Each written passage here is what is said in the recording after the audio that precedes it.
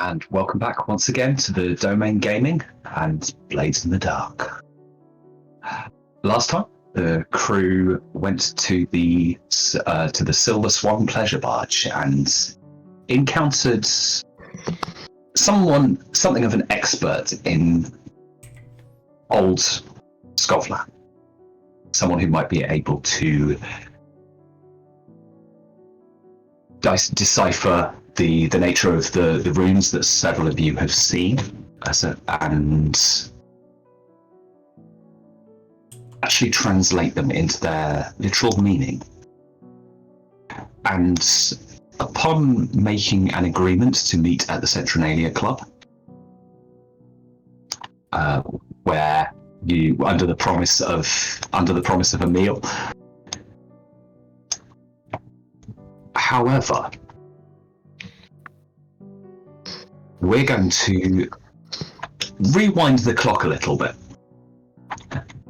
As Praescio went to see is it Celine? The information broker, who I've forgotten the name of. Salia. That would be. Salia. Yeah. Salia, the information broker. Now, remind me, what were you after when you went to see her in the first place? I was originally after finding somebody who might be able to translate old Scotland. Let's just. I don't really know if that'll be. Obviously, the information that came through did involve. I need to find my notes again. I remind myself of the name. Very close. Valentine? It was Valentine, yes. I can't remember the name. Yeah, the first name I can.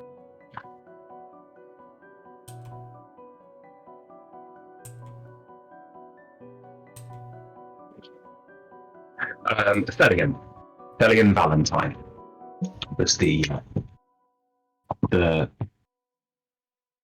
also obviously the person you met, and of course, speaking with Salia, she initially informs you of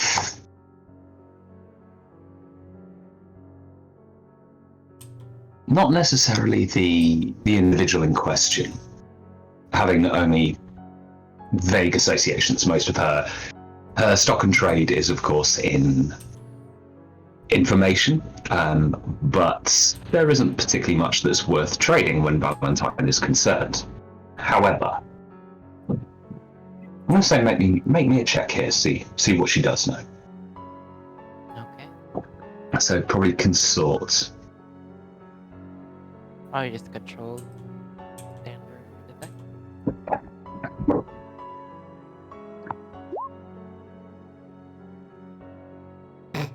Of course. Gonna be how today goes. Get them out of the way. This is where you want me. Day goes. As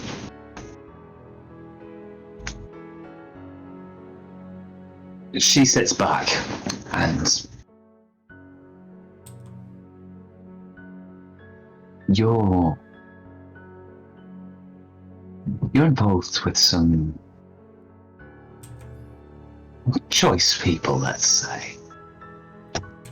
If you're asking about that.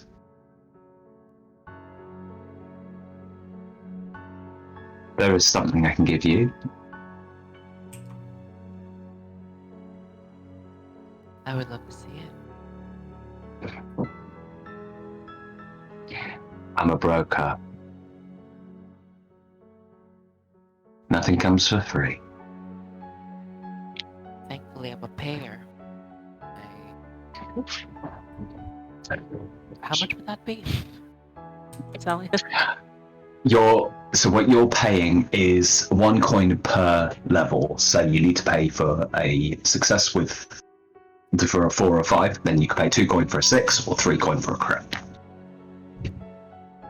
You're basically paying to upgrade your roll. Oh, cool. So I'll increase to a 6. So that would be 2 coin. 3 coin. I know math. Smart. There you go. You get rid of it? No. Yep. As she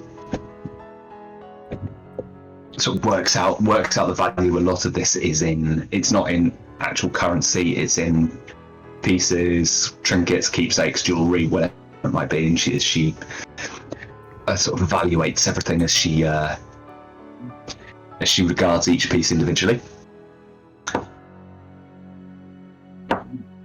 Well, the question isn't about whether or not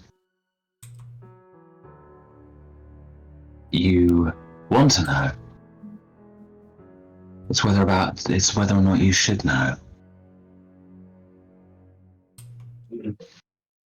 What and how familiar are you with what you've become embroiled with? I'll just say that I just recently got acquainted. Nothing too entangled.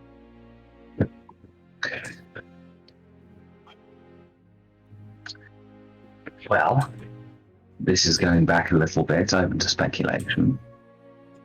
Details are unpredictable.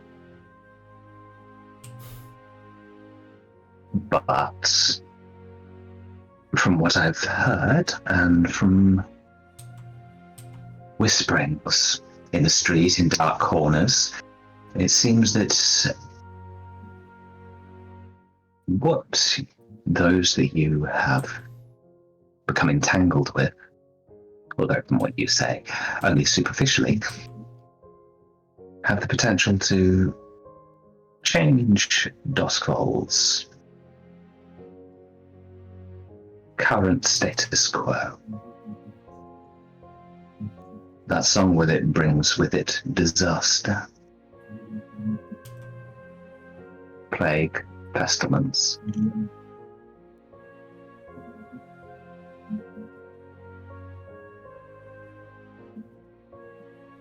I mean, how much worse can it get from here?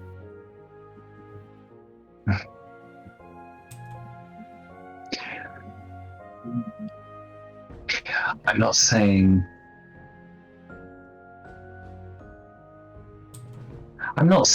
it's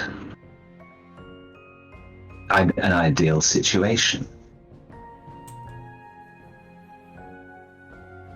But do you really want that question to be answered?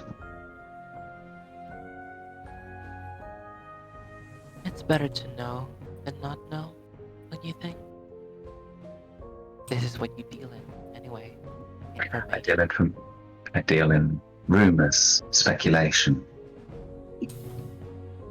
Dealing in fact is dangerous. I like that.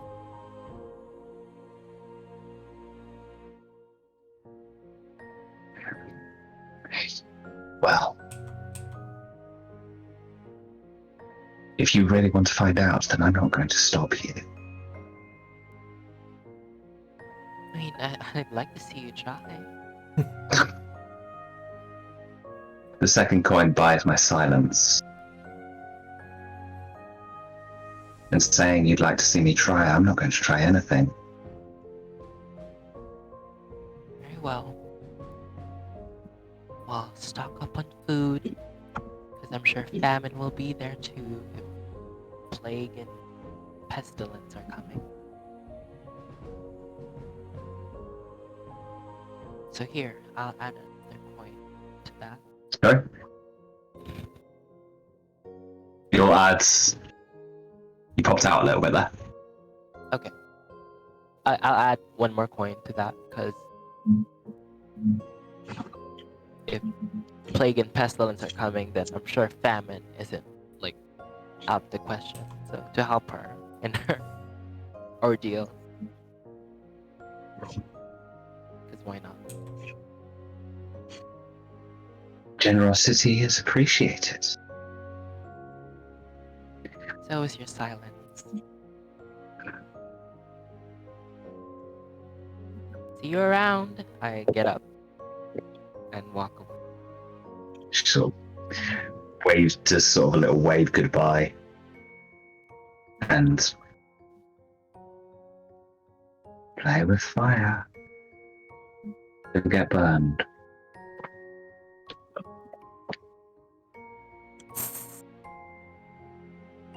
And at that point, we are going to cross over to Six Towers.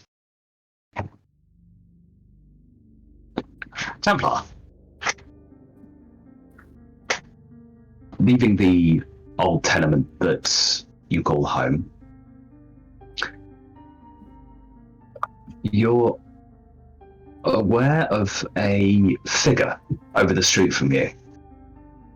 Sort of stood there, hunched over, leaning on a crutch, the single foot protruding from beneath.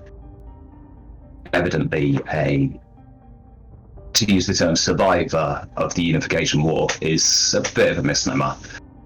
No one really survived it.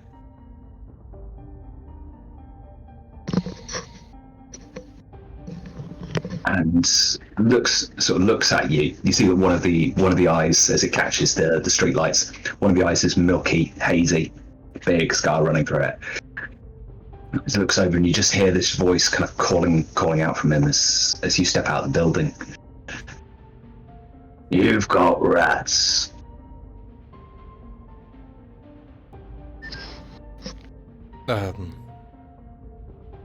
So do most people here in Duskfall. Is there anything I can help you with? Sort of begins to sort of hobble as you stand there. He's over the street and down it a little way as he hobbles into the shadows, heading towards you, but obviously a street still between the two of you. You just hear that voice in the darkness once again go, "You've got rats." And you feel the slight aching pain run through your fingers up into your wrist from where that rat bites was inflicted with.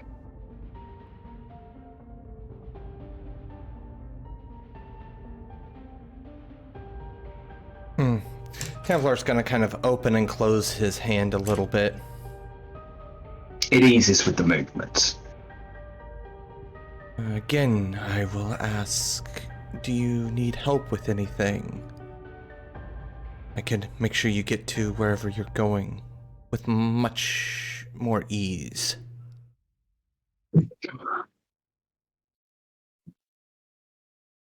You make that sound like a threat. Absolutely not. All going to the same place, boy. See, now that's more threatening than what I said. Not a threat. Just a cold, grim truth. So I take it you need no help then. Well, then I will bid you good day. And still kind of, even though it's eased up a bit, Templar would still be opening and closing that hand a little bit. As he kind of begins to make his way. So glancing back, you sort of see as he reaches the next streetlight down the way that's illuminated. Sort of hobbles underneath it, and you just hear him calling out after you. Here, look out for their eyes. Beady little black eyes.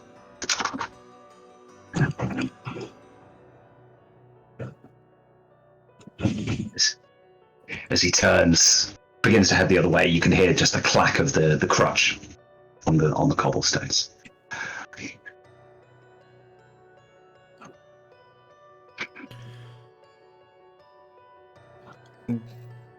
Templar doesn't acknowledge that statement. He is thinking in his head, though. Well, of course rats have beady eyes. What else would they have?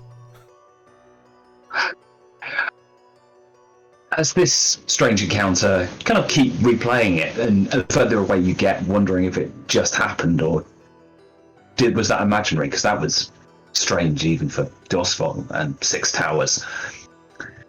Where are you going?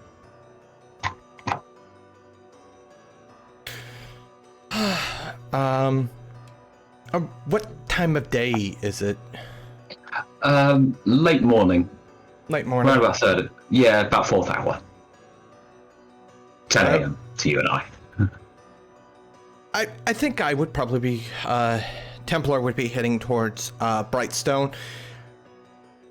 Specifically the, Silver Market, it's called, right? Yes. Yep. Just to make sure that, you know, his son made it to work on time and the like. Yeah, absolutely. Just to confirm.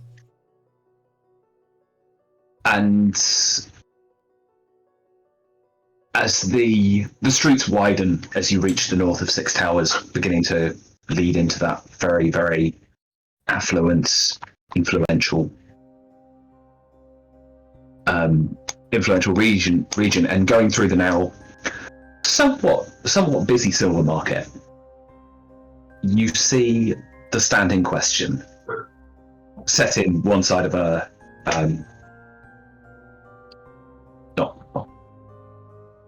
how many is 5? I've Pentagon? forgotten. Yeah, it's a so there's sort of 5 storefronts that back onto one another, so it creates this sort of pentagon shape. Okay. And in one of them, you can see the wooden hatch has been lifted up, and there's a banner at the top, which identifies the watchmakers, where you see your son evidently stood on a box behind the counter, and the elderly watchmaker, as he kind of leans forward, it's very, very delicate, very fine little screwdriver as he kind of knocks a little piece into place, and there, and he holds the watch up to your son's ear, and you hear him listening. Looks at him as it's evidently begun ticking once again. And there's lots. You just sort of hear him as you. Are you keeping a distance or? Keeping a distance. I'm not. Templar's not there to like bug them in any capacity. Just was making sure that, you know, the trip was a success and that there wasn't any issues that happened or anything like that. So you probably won't even approach. Seems to be, and this figure that he's with, the elderly man, sort of seems to have an almost kind of grandfatherly approach to things. That there's this, you sort of see him smile with that moment of the childlike wonder, something probably passed him by decades previously. Mm-hmm. And to sort of see that again, you sort of see that it kind of brings a warmth to him once again.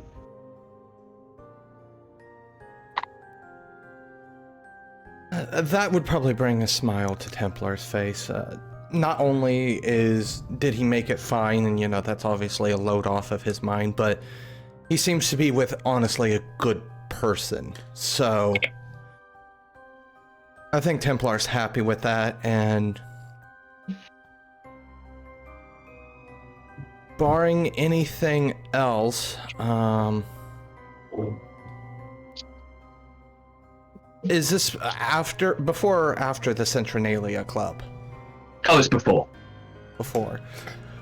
Well, assuming that the meet is going to happen in the relative not so distant future, I think that's where Templar would hit next. Absolutely. As you arrive at the familiar pillared entrance, the stairs leading up to the front door, we're gonna cross to Caroline to see what's your morning delivered you so far.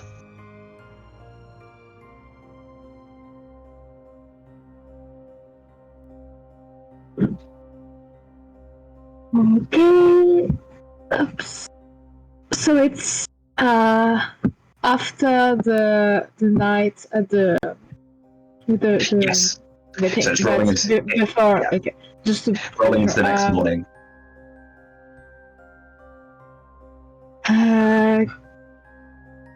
Caroline's probably trying to.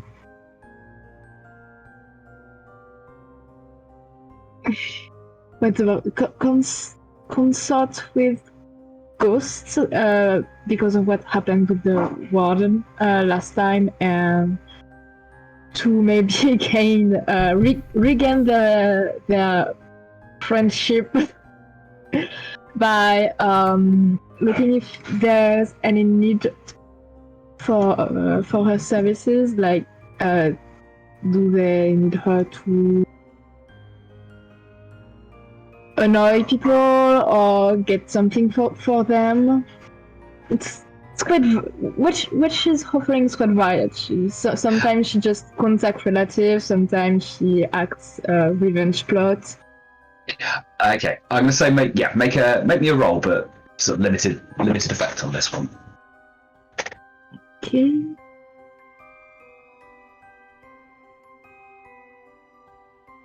Here we go. So I can also offer you something of a devil's bargain, which is you can have a bonus die if you do this in Crowsfoot, but Crowsfoot being possibly the most violent district, the nature of ghosts can be reflective of that. Can I go with an action roll? Yeah, absolutely. Okay. I'm not going to take the devil's bargain. Okay. You said limited, right? It's limited effect, yeah. Okay. No bonus stuff.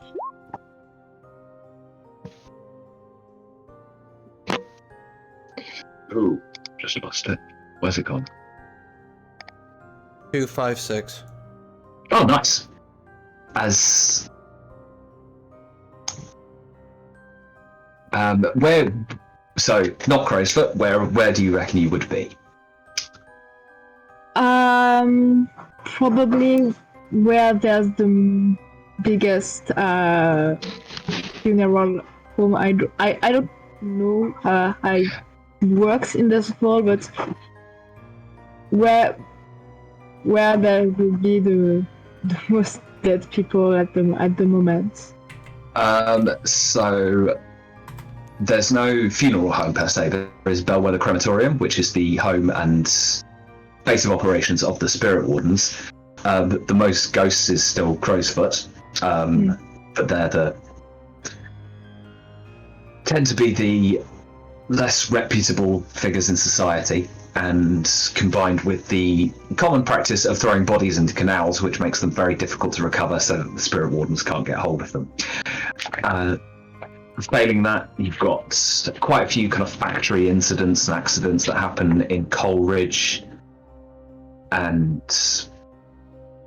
also Dunslow, where the dead tend to be just cast aside and forgotten, more or less.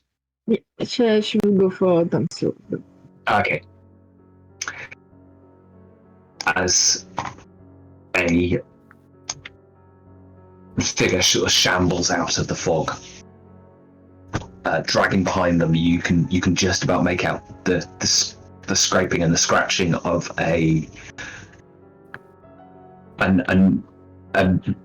old and rusted pickaxe that they drag down the street behind them.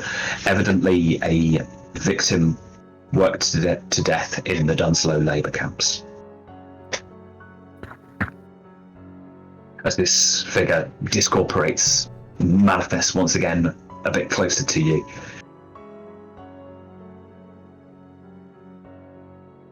A little bit nearer, a bit nearer. Karen's going to wait for in a distance proper for conversation. It begins sort of, hi. and as it disappears, it remanifests to one side of you as you turn your head, and you see that there's the cheeks are gaunt, the eyes hollow, sagging, and no actual eyeball in the sockets, just this glow from within of raw plasm. As the voice seems to fill the air around you, even if it weren't for the speaker being visible, you'd be unsure of where such a voice was coming from, is it? Word spread about you, the pale lady. Good word, I hope. I only mean to help. Do you As it mean... discorporates and re-emerges. And usually it was good. Lately,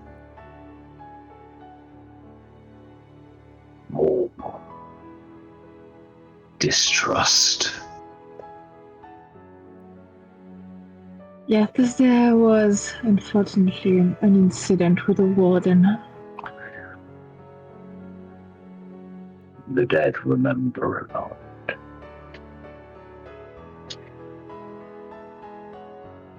And now you come back as it discorporates and reforms. Sort of, it's kind of circling you without moving, just discorporating and reforming in a different location.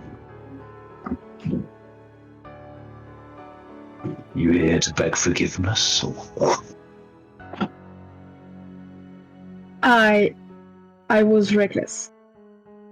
And it cost two very fine people a fate I wish on one. I'm not here to beg, but I'm always... My help is always ready for anyone who could need it. And I can assure you what happened last time will not happen again.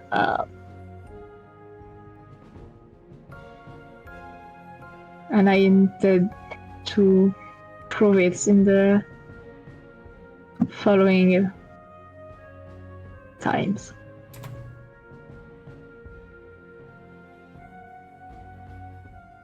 Word and deed. Very different things.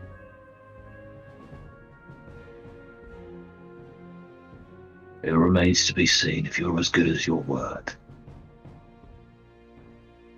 Of course.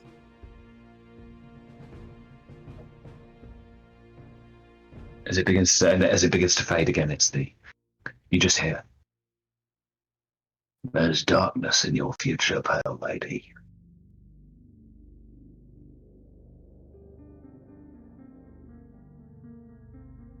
As the figure disperses.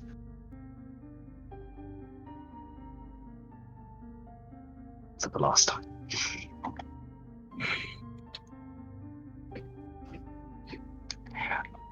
Do we have Morland? Is Ankh around, or?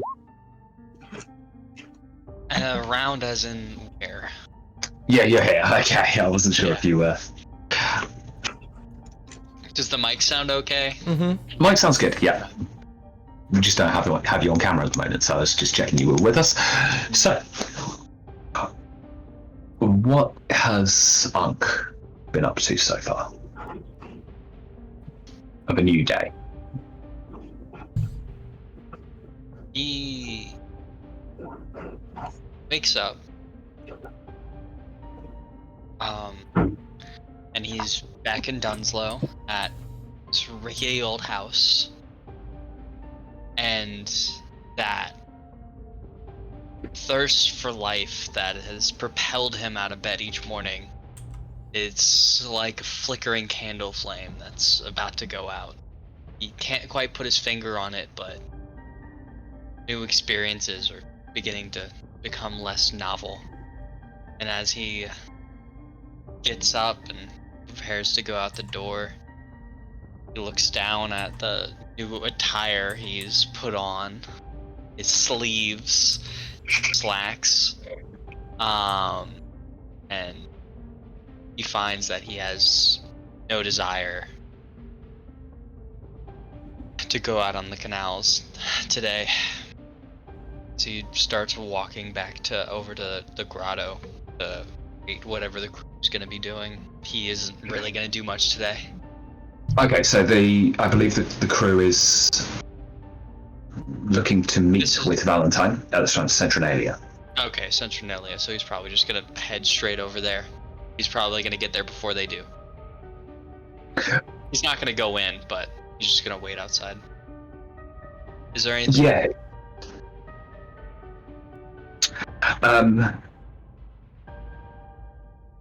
It's as you arrive at the Centralia Club, you realise that you don't recall any of the journey.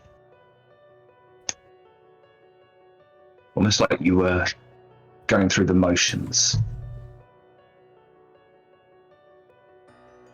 Instead, other memories are old, almost half remembered. Faces blurred and uncertain.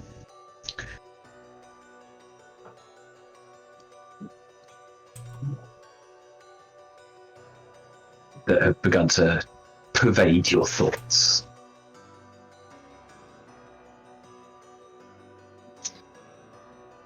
Orlin looks back at this, trying to think of, did he cross the bridge? Did he ask for a ride?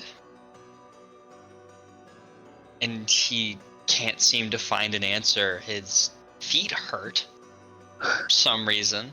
It's not that long of a walk. They shouldn't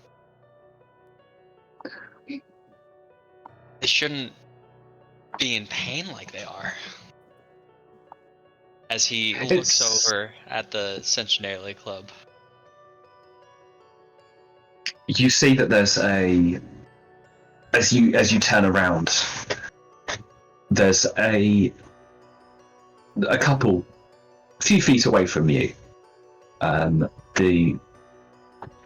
One of them, a young man in a very, very sort of crushed velvet overcoat and very, very well dressed, sort of looks at you, sort of pushes a pair of glasses up the bridge of his nose, and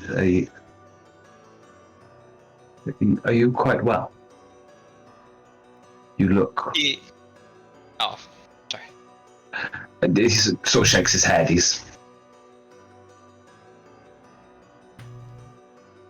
Go on. What are you going to say? Orlin looks a little confused for a few moments, but then that same signature cheery smile gets plastered back on his face. He's like, "Oh yes, I'm quite all right.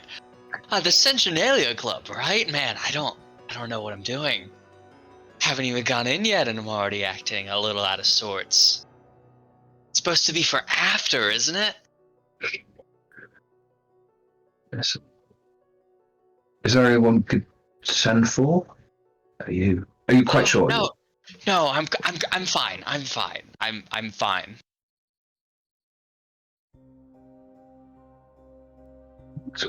Nods and kind of gives a smile, the nature of which is reassuring in itself. You don't know if he's reassuring you or himself that it's very well. Does all of me agree that it's reassuring? Or is there a specific voice that maybe sees it as condescending? The voice remains somewhat dormant.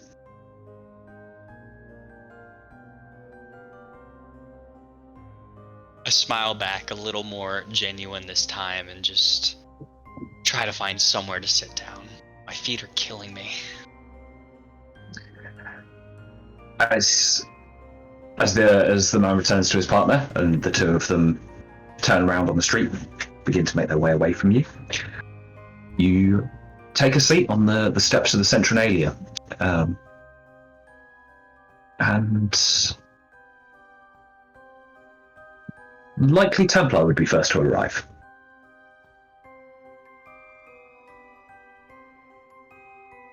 Templar! How you feeling, Ankh?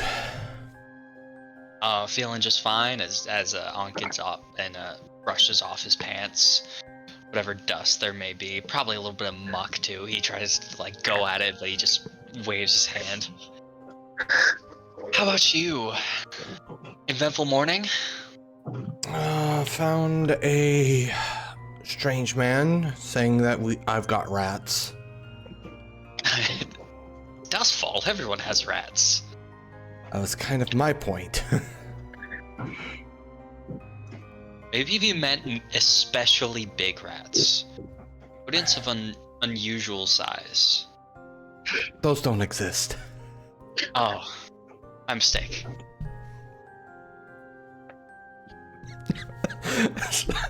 Everybody needs a moment here. That was wonderful. Sorry, I had to. I did too.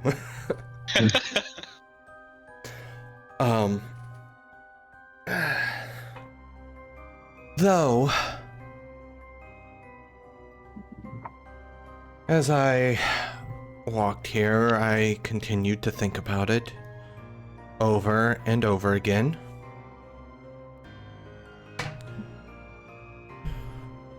And these strange things are not necessarily uncommon here in Duskfall. I begin to wonder if he means the other type of rats.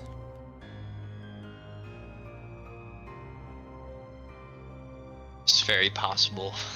The longer I live in this city, the less coincidences I find. Oh, maybe. What did he say? To watch for rats? No, he said I had rats. Oh. Did he say it like that? Because that makes it sound like some sort of disease. I guess it is an infestation. Still very peculiar. Templar at this point kind of just shrugs. I'm not quite sure how somebody would have rats, using it in the terminology of disease. Brings to mind the idea of rats crawling underneath your skin. That's not a pleasant thought. Indeed. I gotta wonder kind of life you live to have such wonderful imagination skills as that. I would have never thought of subdermal rats, and yet now I can't stop thinking about it. I am very sorry. It's Probably fine, the it's most fine. uncomfortable thought. You see a nearby, one of the nearby sort of door greeters of the Centralia sort of glances over, and you sort of see a little bit of a shudder go down his spine. And straightens his coat. Don't think about it yourself. Yeah.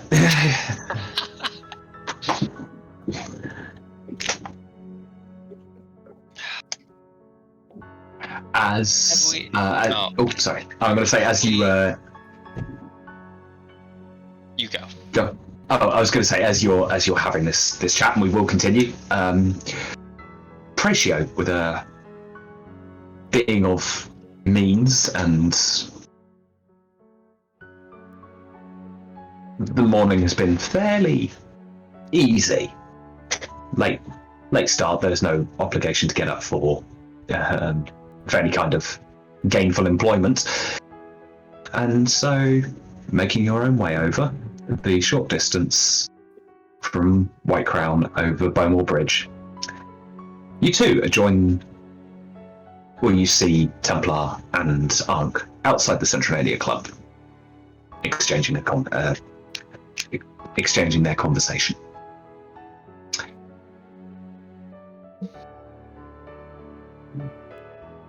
Hey. Oh, Praescio, and you can see as soon as like Ankh sees Praescio, like he hurriedly looks down at his like soiled pants. He remembers like how much Praescio like insulted him when the clothes were clean. And he's like, oh god. He like Well- turns to the side so like the pant leg doesn't look as bad. What are you doing? Oh, nothing. We were just talking about rats under the skin. Because that's a pleasant Okay. conversation to continue to have. Yes, what are your thoughts, Praescio? Wriggling, gnawing, chomping. Well, it won't happen to me. I take good care of my skin. Ah, fair enough. Certainly something you will deal with. Lovely. So, why are you here? We're waiting for Valentine. Oh, right. Duh. How'd you end up here if you didn't know why we were here? No, Was it another one of those visions? no, it's just, I kind of forgot about. I just had a chat with a friend, and Did you forget how you got here too?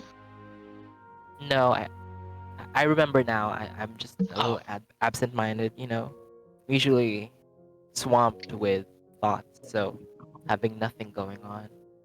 Anyway, we are eating in the meeting with Valentine. What are you wearing? My best. Wow. Well, you're certainly clothed. That's Yeah? I even Yeah. brought shoes this time. I wish you didn't. Oh, we can fix that if you wish. The funny thing about shoes, they're removable.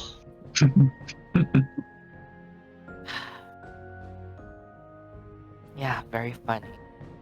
I find myself so. What about you, Templar? Templar's wearing what he always wears, collared shirt with a frock coat thrown over the top of it. Once again, probably equipped with the same amount of weaponry that he always has. Why won't Are- you rub off on Mom? Gee. Are like parts of the jacket like bulging out from just like the various things he has stashed underneath? Bulging out. I knew that was coming. How else could I phrase that? I really tried. The answer to that actually is no, because most of his Oh. equipment is not actually like stuffed away. He doesn't hide his equipment. So it would be So we like had- it would be layered on top of the jacket. Bold. Well, he is a bodyguard, so he is Fair enough. definitely trying to threaten people with just his appearance. Showing a weapon is sometimes a better deterrent than using a weapon. Absolutely, and along with the glances from passing blue coat patrols, generally a Templar, armed up as he is, Caroline emerges. Caroline! Caroline. Oh, everybody's already here. Great. How you guys how are you guys doing? Great. Doing just fine. Eugene? Alive. How's Eugene? When I left him, he was digging into some armchair, so pretty happy, I'd say. So it's time for dessert then. Yeah. I should try to bring him a table.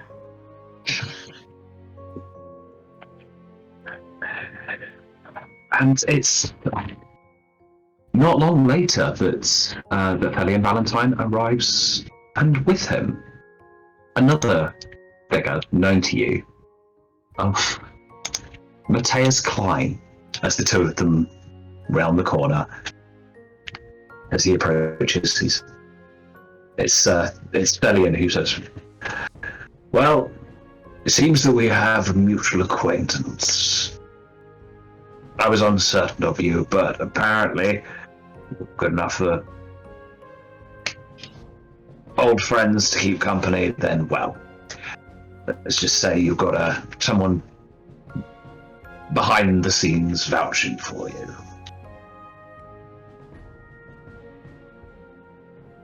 Shall we? As he indicates the way in and leads the way ahead. Templar, of course, checks whatever weapons he needs to check.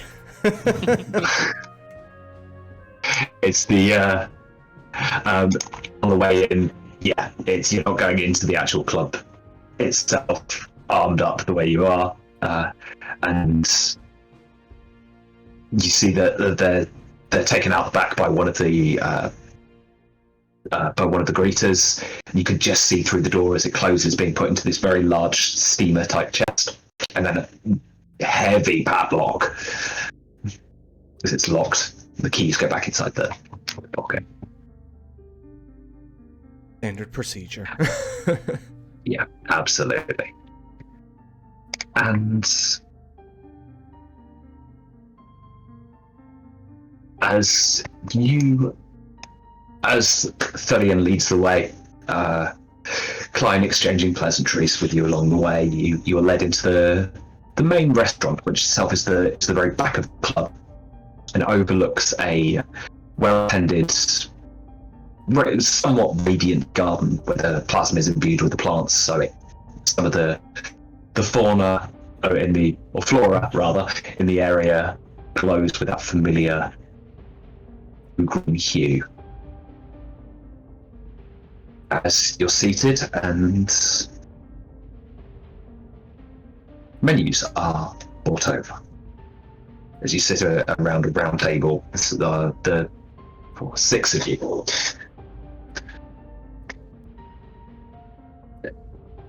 As Valentine sits back and says, "So, you mentioned that you had something of particular interest."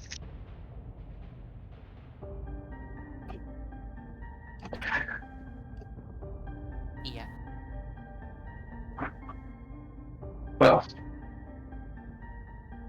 tell me what you know. We have a old Scotland passage. We're not quite sure what it is, and we'd like your help in figuring it out. I assume I'd have it tucked in a pocket somewhere, from where I wrote it down. I don't know if I gave it to anyone, but I'm just gonna say I have it now. You've got your scribble, your copy of it. Yeah. So I take it out, I unfold it, I put it on the table and spin it towards him, push it over. Does any of this look intelligible? I'm going to make a fortune roll. I shouldn't have said intelligible. I know, I used the wrong word. Oh, my handwriting's not that bad. Yeah. It's, as he studies it, you see him pinch the bridge of his nose for a moment as he closes his eyes. Just where did you get this?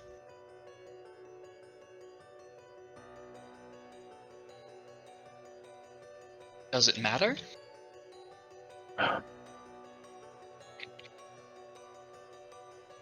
Even Templar speaks up. It always matters in these cases. It's on a piece of furniture. Thought it was interesting. Put it down. Since it's old Scotland, I thought it was doubly interesting. I wanted to get it translated. It is ritual. A ritual? Oh. A complete... Ritual practices, yes. Oh. I can give you. He leans in closer, almost conspiratorially. I can give you what the words mean. But anything that happens from that point on, that's on you. Of course, you're not involved at all. If not you, we'd find another way to get these words, so it really doesn't matter. I don't doubt that for a moment. Also, you start speaking this. It needs to be repeated. It's a fairly short incantation, but whatever you're looking to bring in, well, everything else is going to be drawn to you. Think moths to the proverbial flame. Wonderful.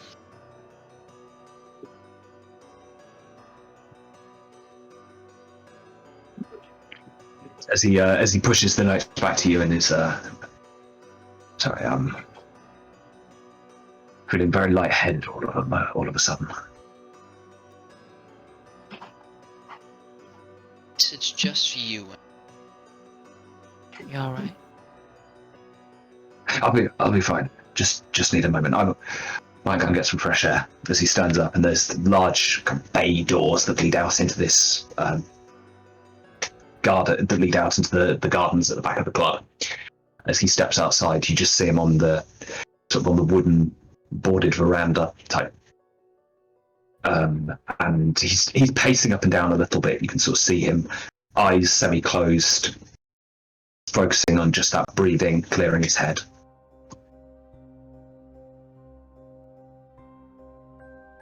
You don't think he'd run, right?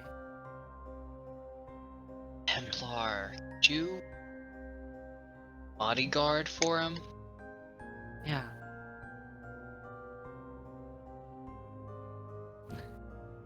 Okay, the Centralia Club, this is more of a garden. This isn't a place that's actually like an exit, right? He would have to come back through the building. Yeah, there's at the back of the garden, there's this big walled section which leads up to which is then, it backs onto buildings behind it. So you could get out that way, but you'd need climbing gear and all sorts of things. I'm gonna kind of look out and I'm like, he's not gonna run from there unless he somehow turns into a cat and leaps the wall. Stop it! There have been stranger things. Don't say that. Yeah. Yeah, speaking of Stranger Thing, I hope this is not cursed. And he's not gonna suddenly drop on us. Yeah. Usually, if something. Oh, sorry. I'm so sorry. I keep on doing this. No, you go, Templar. Usually if things are cursed, just looking upon them will cause it. If we are unaffected, I don't think it's cursed. Plus, I highly doubt something in the grotto would be cursed. Blessed, maybe. Cursed, no. Sure. Isn't it all a matter of perspective, really? Yeah. It's Klein who is sort of nods at the... There you have it.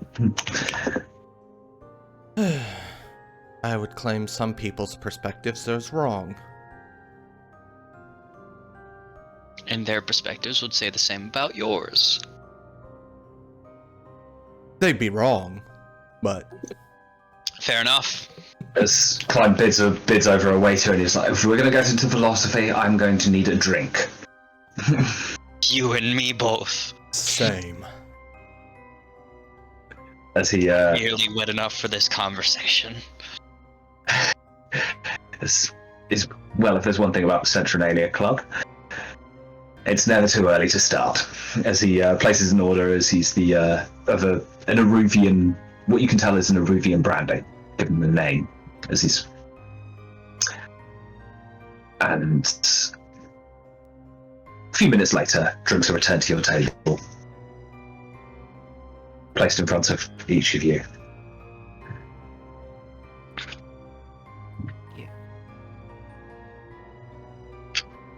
Client says, oh, sorry, Caroline. Sorry. I just wanted to ask how Valentine seemed to be doing out there. Is he going paler, or is it like maybe he will come back in a few minutes? There's this above. There's this kind of lattice-like structure, which sort of goes up one side of this wooden boarding, and then kind of goes over to the roof. And there's kind of these creeping plants, a little bit like all kind of orchid-like in shape, that glow blue. So any indication of his tone is sort of offset by that radiant glow. But he's still standing up, which is always a good sign. Would you like to? You can always go and join him. Yeah, I will excuse myself and approach him to have a quick word. As you hear the conversation and the idea of curses and blessings being objective or subjective, is there any way of distinguishing? Can you hear this very kind of philosophical mindset begin to take over as you close the door behind you, and Valentine looks over, his eyes taking a sort of moment to focus on you, and he's I'm terribly sorry. You must think I'm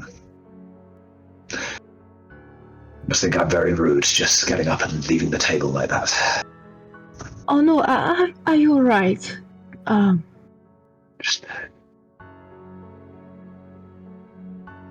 Just a mild. I don't know if you've ever had that. It was almost like I hadn't had enough. I hadn't had enough water to drink or something. It was like everything. Felt my vision narrow, sort of into tunnel vision, and pins and needles in my fingers. It's very strange.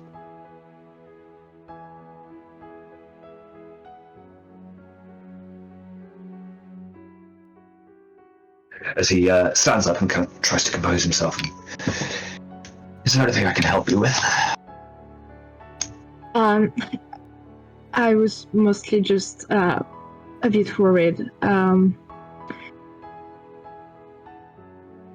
Is this thing that is written something we should be worried about? I've not been with these people for a very long time, and I'd like to know what we are getting into. It's like anything. You take a gun, for example. It's could be used in defense, like in the Unification War, or it can be used with extreme prejudice, like in Crow's Foot. Just several personal grudges that could be easily sorted with a little bit of conversation, maybe. Maybe sitting down and regarding the problems. This is very similar. Used improperly. Dangerous. In the right hands. Maybe delivering something greater than any of us could imagine. I see. I guess we will be counting on you to guess what the right hand would be, depending on what those writings are saying. It's strange, the phonetics of it, they don't make any sense even in old Scotland. But he takes a book, like a mohair notebook, and rips a page out, places it on the front, and uses that as a support as he takes a pen out and begins to write out the phonetics of it. The words themselves don't seem to mean much. They're like I say, for the most part, dare I say it, gibberish, but spoken out loud, they're ritualistic in nature. The same sounds repeating on themselves. I can give you the words, what it means. I can't tell you that. As he finishes up, places the lid on the pen, puts it back in his pocket, and hands you the page. Says, if it might be all right with yourself, and you realise that as he hands it over as well, his hands are shaking quite violently as he folds his arms just to kind of conceal it. And he's, if it's quite all right with you, I might excuse myself. I realise we did have a lunch reservation, but of course, anything you need. I might another time perhaps. Whatever you're doing, and I just wish you good luck. Seems like we will need it. Thank you very much. And don't worry, whatever happens next, you will not be involved in it if you don't wish for it. I would rather keep this confidential between us.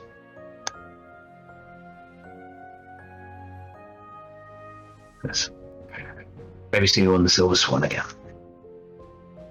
As he sort of flexes his hands, looking at them, still a little bit of the kind of the tremors in there. As he makes his way to the door, opens it for you, and as you return to the table, he slips out. Noticed by all of you, but clearly fixed on his direction. And as Caroline takes her seat once again at the table, you have just finished listening to this week's episode of Blades in the Dark: What Happens in the Dusk, part of the Domain Gaming, written and told by Livespark and Wyverian. A special thanks to you, the listener, and if you wish to continue supporting us, subscribe, like, and share. As always, comments are welcome. Until the next chapter, to those without direction, follow the lights in the quiet darkness and listen to the silent whisper.